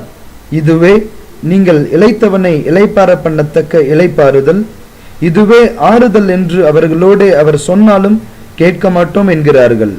இளைப்பாறுதல். ஆண்டவர் சொல்றார், இதுதாங்க உங்களுக்கு இளைப்பாறுதல். இன்றைக்கு அநேகருக்கு அமைதல் உள்ள ஜீவியம், இளைப்பாறுதலான ஜீவியம் இல்லை. ஏன் தெரியுமா? கிறிஸ்துவுக்குள்ள இருக்கிறாங்க, கர்த்தருக்குள்ள இருக்கிறாங்க, திருச்சபைக்குள்ள இருக்கிறாங்க, ஆனால் பல போராட்டங்கள். காரணம் என்ன தெரியுமா? இளைப்பாறுதலே இல்லை. ஏன் தெரியுமா? என்ன பாஷையில ஜெபிக்கல? அந்நிய பாஷையில ஜெபிக்கவே இல்லை. ஆண்டவர் சொன்னார், இதுவே, இதுவும் நான் சொன்னார் அந்த வசனம். இதுவே, அந்த வார்த்தையை பாருங்க. இதுவே, இதுவும்னு சொல்லல, இதுவே. அது ஒண்ணுதான் நீங்க இளைப்பாறுதலாய் வாழ்கிறதற்கு உதவி செய்கிற இளைப்பாற்றி. அது ஒண்ணுதான் இளைப்பாற்றி. அந்த நல்ல வார்த்தை இல்லையா? திருப்பி வாசிங்க. இதுவே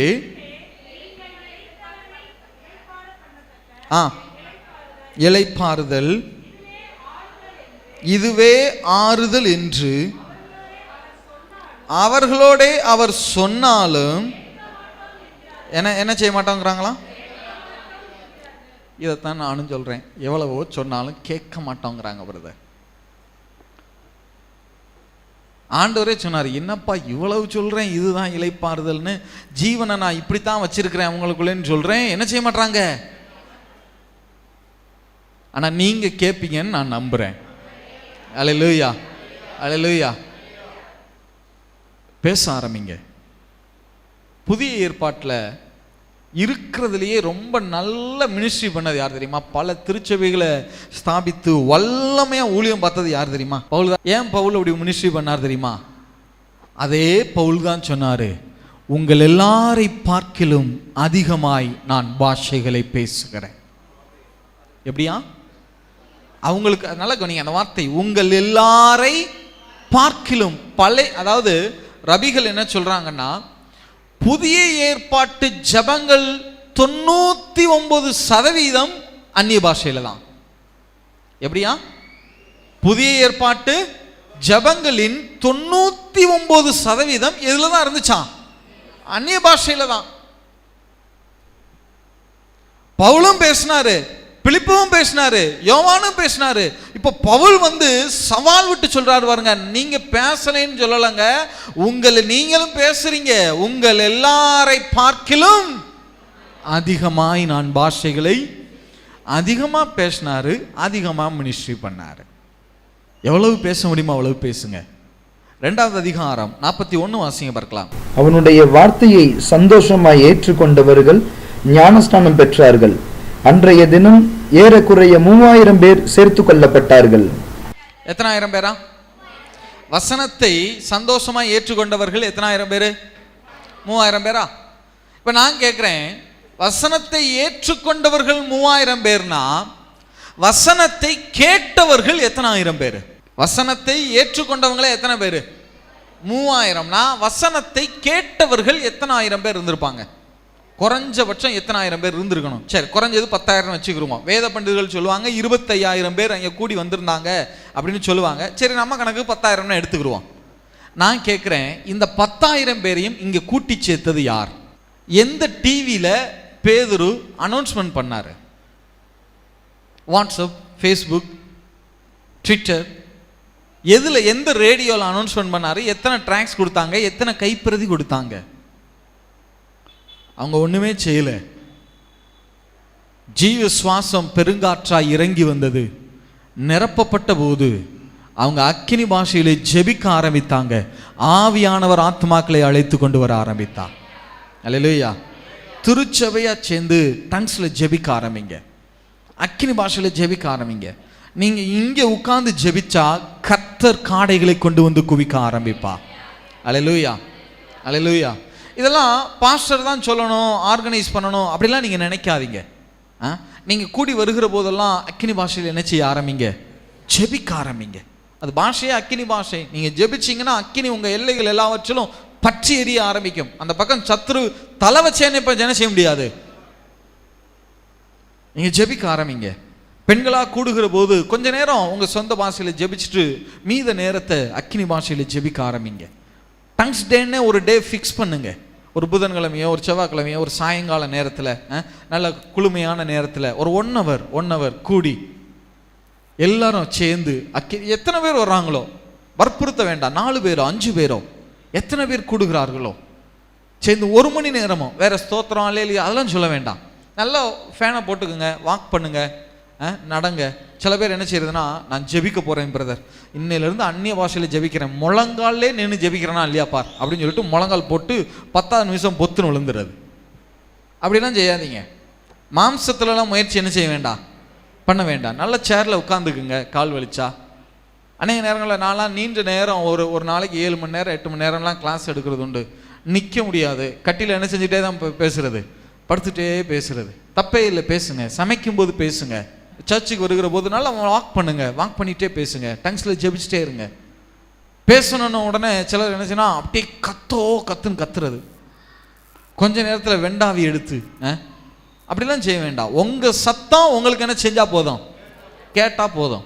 ஊருக்கெல்லாம் கேட்கணும்னு அவசியம் இல்லை. உங்கள் சத்தம் உங்கள் காதில் கேட்குற மாதிரி பேசுங்க.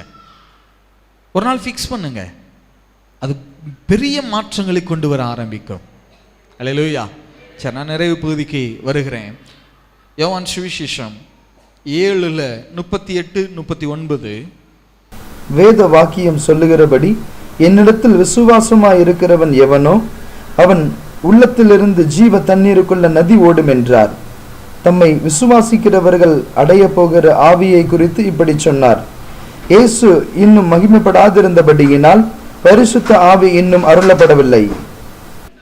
ஆவியானவரை இயேசு சொல்றார், ஆவியானவரை ஜீவ தண்ணீருள்ள நதின்னு சொல்றார். ஜீவ தண்ணீருள்ள நதி இல்லையா? நதி. பழைய ஏற்பாட்டில் ஒரு வசனம் தெரியுமா? சத்துரு வெள்ளம் போல் வரும்போது ஆவியானவர் அவனுக்கு விரோதம் என்ன செய்வாரா? பழைய ஏற்பாட்டில் சத்துரு வெள்ளம், புதிய ஏற்பாட்டில் ஆவியானவர் தான் ஜீவ நதியாய் வெள்ளமாய் பெருக்கெடுத்து வருகிறவர். அல்லேலூயா. இப்ப சத்துரு உங்களுக்கு விரோதமா கிரியை செய்கிறான்னா உங்களுக்குள்ள இருந்து என்ன நதி புறப்படணும்? ஜீவ நதி வெள்ளமா என்ன செய்யணும்? புறப்படணும். சத்துருவினுடைய கிரியைகளை சங்கரிக்கிறதற்கு ஒரே வழி இதுதான். அல்லேலூயா. நான் கேட்கிறேன், ஒரு வாழ்க்கை ஒரு ஒரு தோட்டம் செழிக்கணும்னா என்ன செய்யணும்? வெரி குட், தண்ணி பாய்ச்சணும். தோட்டம் செழிக்கணும்னா என்ன செய்யணும்? ஏசாயா புஸ்தகம் 32:15, உன்னதத்திலிருந்து நம்மேல் ஆவி ஊற்றப்படும் மட்டும் அப்படியே இருக்கும். போதும், ஒரு நிமிஷம். அப்படியே இருக்கும்னா எப்படி இருக்கும்? 14 வசனங்களை நீங்க வாசிச்சீங்கன்னா, பாலுமா இருக்கும், வெறுமையா இருக்கும், வனாந்தரமா இருக்கும், சீர்கெட்டு போயிருக்கும் அப்படின்னு வரிசையா வருது. 14 வசனம் வரைக்கும் இப்படிலாம் ட்ரையா இருக்கும் அப்படின்னு சொல்லிட்டு 15வது வசனத்துல சொல்றாரு, உன்னதத்திலிருந்து நம்மேல் ஆவி ஊற்றப்படும் மட்டும் அப்படியே இருக்கும். அப்பொழுது வனாந்திரம் செழிப்பான வயல்வெளியாகும், செழிப்பான வயல்வெளி காடாக எண்ணப்படும். நல்லா கவனிங்க, உங்க வாழ்க்கை ஏன் வனாந்திரமா இருக்கு தெரியுமா? நான் சொல்றது ஆவிக்குரிய ஆசீர்வாதங்களுக்காக மட்டும் நீங்க அந்நிய பாஷையில பேசுங்கன்னு சொல்லல. உங்க பொருளாதாரம் ஏன் வறண்டு கிடக்கு தெரியுமா? தொழில் ஏன் வறண்டு கிடக்கு தெரியுமா? உங்க வாழ்க்கை தோட்டம் ஏன் வறண்டு கிடக்கு தெரியுமா? என்ன பாய்ச்சல? தண்ணீர் பாய்ச்சல. நீங்க ஆவியானவரோட சேர்ந்து அக்கினி பாஷையில ஜெபிக்க ஆரம்பித்தா, ஆவியில ஜெபிக்க ஆரம்பித்தா, உங்களுடைய இருதயத்திலிருந்து ஜீவ தண்ணீர் உள்ள நதிகள் புறப்பட்டு உங்க வாழ்க்கை தோட்டத்துக்கு பாய ஆரம்பிக்கும். அதுக்கப்புறம் நீங்க வறண்ட வாழ்க்கையை பார்க்கவே மாட்டீங்க. அல்லேலூயா. அநேகருக்கு கடன் பிரச்சனை இருக்கு, அநேகர் இன்னைக்கு ட்ரையான வாழ்க்கையில் இருக்கிறாங்க. காரணம் என்ன தெரியுமா? என்ன நதி பாயல? ஊத்து இருக்கு, இல்லைன்னு சொல்லல, ஊத்து இருக்கு, ஆனா அதை அடைச்சு வச்சிருக்கிறோம். என்னவே செஞ்சு விடல, திறந்தே விடல. சரியா? உங்க வாழ்க்கை வறண்டு இருக்காது, உங்க தொழில் வறண்டு இருக்காது. ஆவிக்குரிய ஜீவியத்துக்காக மட்டும் சொல்லல, நான் உலக பிரகாரமாகவே நீங்க ஆசீர்வாதங்களை பெறணும், இளைப்பாறுதலான வாழ்க்கை இருக்கணும்னா அதுக்கு ஒரே வழி அக்கினி பாஷையிலே ஜெபிக்கிறது மாத்திரம்தான். ஒரே ஒரு காரியத்தை சொல்றேன், ஒருவேளை உங்களுக்கு அந்நிய பாஷை வரம் இல்லைன்னு வச்சுக்கோங்க, அதுக்காக கவலைப்பட வேண்டாம். அதற்கு கர்த்தர் கொடுத்திருக்கிற ஒரே ஒரு விதி என்னன்னா, என்னிடத்தில் விசுவாசிக்கிறவனுடைய இருதயத்திலிருந்து என்ன புறப்படும்? அந்த அந்நிய பாஷை வரம் வேணும்னா அதுக்கு ஒரே ஒரு கண்டிஷன் தான், நீங்க இயேசுவை விசுவாசிக்க வேண்டும். அல்லேலூயா, அல்லேலூயா. சில பேர் நினைக்கிறாங்க, பிரதர் நான் இன்னும் கொஞ்சம் பரிசுத்தமாகல பிரதர், அதனால எனக்கு ஆவியானவர் என்ன செய்யவே இல்லை, வரவே இல்லை பிரதர். கிடையவே கிடையாது. அவர் வந்தா தான் நீங்க என்னவாவே இருக்க முடியும், பரிசுத்தமாவே இருக்க முடியும். அவர் சுத்திகரிக்கிற ஆவியானவர். அவர் வருகிறதே உங்களை எதுக்காகத்தான்? பரிசுத்தப்படுத்துறதுக்கு தான், சுத்திகரிக்கிறதுக்கு தான். எல்லாம் சரியானா தான் அவர் வருவாரு அப்படின்னு நினைக்காதீங்க. சரி பண்றதுக்கு தான் யாரே வர்றது? ஆவியானவரே வர்றார். இப்ப தேவை ஒன்னே ஒண்ணுதான், ஆவியானவரை பெற்றுக்கொள்ளணும்னா, அபிஷேகத்தை பெற்றுக்கொள்ளணும்னா, அந்நிய பாஷையை பெற்றுக்கொள்ளணும்னா தேவை ஒன்னே ஒண்ணுதான், நீங்க இயேசுவை விசுவாசித்தாக வேண்டும். அல்லேலூயா. இயேசுவை நான் விசுவாசிக்கிறேன் பிரதர், அவர் தான் கர்த்தர் என்றும் தெய்வம் என்றும் தேவகுமாரன் நான் விசுவாசிக்கிறேன் அப்படின்னு நீங்க சொன்னீங்கன்னா உங்களுக்கு தடையே கிடையாது. ஆவியானவர் எந்த வேளையிலும் உங்களை நிரப்புகிறதுக்கு ஆயத்தமா இருக்கிறார். நீங்க எதிர்பார்ப்போடு காத்திருங்கள். அல்லேலூயா, அல்லேலூயா. இன்னும் சிலர் நினைக்கிறாங்க, அந்த அப்போஸ்தலர் 2:4 வாசிங்களே, அவர்கள் எல்லாரும் பரிசுத்த ஆவியினாலே நிரப்பப்பட்டு ஆவியானவர் தங்களுக்கு தந்தருளின வரத்தின்படியே வெவ்வேறு பாஷைகளிலே பேசத் தொடங்கினார்கள். வெவ்வேறு பாஷைகளிலே ஆவியானவராலே நிரப்பப்பட்டு தங்களுக்கு தந்தருளின வரத்தின்படியே வெவ்வேறு பாஷைகளினாலே பேசத் தொடங்கினார்கள். அப்படி இருக்கலையா? நீங்க பொது தமிழ் மொழிபெயர்ப்புல வாசிச்சீங்கன்னா ரொம்ப அழகா இருக்கும். ஆவியானவரின் தூண்டுதலினாலே பேசத் தொடங்கினார்கள். எப்படியா? ஆவியானவரின் தூண்டுறதுன்னா என்ன தெரியுமா? விளக்கு இருக்கும் வீட்டில் இருந்து, அந்த காலத்தில் திரி ஏற்றி விளக்கு இருக்கும் பார்த்துருக்கீங்களா? அதை தூண்டி விடுவாங்க. மங்க போகும்போது என்ன செய்வாங்க? தூண்டி விடுவாங்க. தூண்டணும்னா என்ன செய்யணும்? என்ன செய்வீங்க? தூண்டி விடுறதுக்கு என்ன செய்வீங்க? அந்த திரி தான் மங்க போகுது, தூண்டி விடணும், என்ன செய்வீங்க? ஒரு சின்ன குச்சியை எடுத்து என்ன செய்யணும்? மெல்ல அப்படி இழுத்து விடுவாங்க, அவ்வளோதானே? அதுக்கு பேர் தான் என்னது? தூண்டுறது. பெரிய கடப்பாறையை எடுத்து ஒரே குத்தா குத்தி அப்படியா, அதுதான் தூண்டுறது. இன்னைக்கு அநேகர் என்ன நினைக்கிறாங்கன்னா, நான் அந்நிய பாஷையில் ஜெபிக்கணும்னா ஆவியானவர் என் மேலே அப்படியே இறங்கி வந்து பிரதர் சர்ச்சில் இந்த கடவுல இருந்து அந்த கடவு வரைக்கும் உருண்டு அப்படியே கத்துன்னு கத்தி அப்பத்தான் பிரதர் நான் அபிஷேகிப்பார். ஒரு நாளும் அபிஷேகிக்கவே மாட்டார். Is a genuine man. ஒரு சிலரால அந்த அபிஷேகத்தின் வல்லமையை தாங்கிக் கொள்ள முடியாம அவங்க அப்படி விழுகலாம், இல்லைன்னு நான் சொல்ல வரல.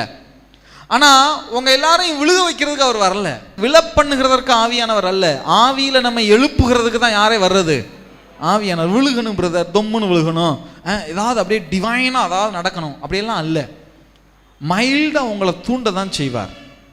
அந்த அபிஷேகம் வரம் பெறாதவர்கள், அந்நிய பாஷை வரம் பெறாதவர்களுக்கு சொல்றேன், நீங்க ஜெபிக்கிற போது லேசா உங்க நாக்கு அப்படி கொளறாரு, மைல்டா தான், லேசா தான் கொள்ள. நிறைய பேருக்கு என்னன்னா, என் நாக்கு அப்படியே பிடிச்சு பிரதர் அப்படியே வெளியே இழுத்து, அதெல்லாம் பேய் தான் பண்ணும், ஆவியானவர் பண்ண மாட்டாரு.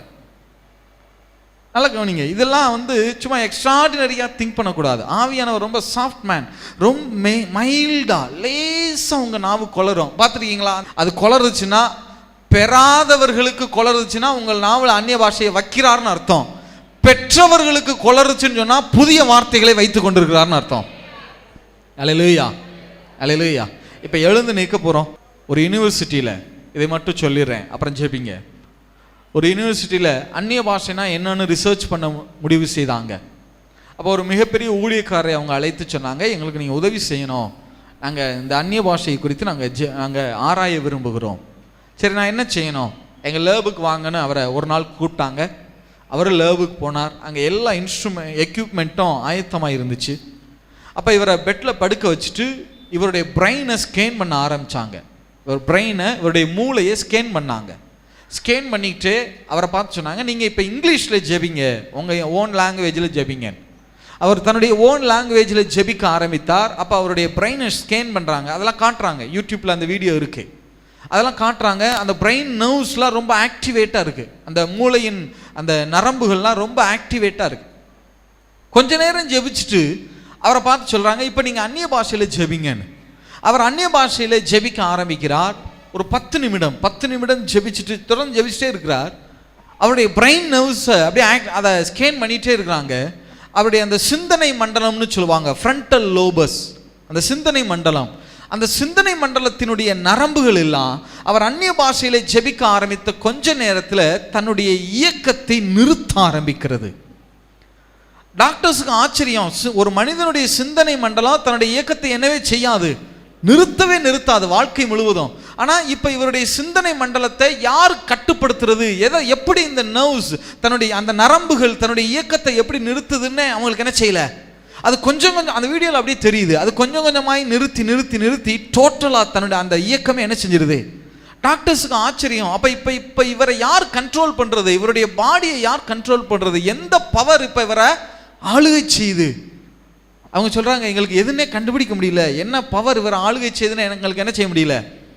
அந்த சக்தி என்னன்னு அவங்களுக்கு தெரியுமோ தெரியாதோ, நமக்கு நல்லா தெரியும். ஆவியானவர் உங்களை கண்ட்ரோல் பண்ண ஆரம்பிப்பா. அல்லேலூயா.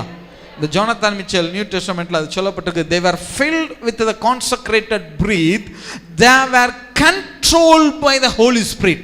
தேவனாலே நிரப்பப்பட்டார்கள் அல்ல, தேவனாலே ஆட்கொள்ளப்பட்டார்கள். உங்க மைண்ட் எங்கேயும் போகலாம், கவலையே பட வேணாம்.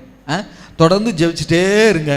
போன சிந்தனையை எப்படி இழுத்து பிடிச்சு கொண்டு வரணும்னு ஆவியானவருக்கு நல்லா தெரியும். ஆனால் நீங்க என்ன செஞ்சிடக்கூடாது, ஜெபிக்கிறத இன்னைக்கு ஆரம்பிக்கிறத இன்னைக்கோட விட்டுறாதீங்க. வீட்டில் மணிக்கணக்காய் ஜெபிக்க ஆரம்பிங்க. ஜெபிப்பீங்களா?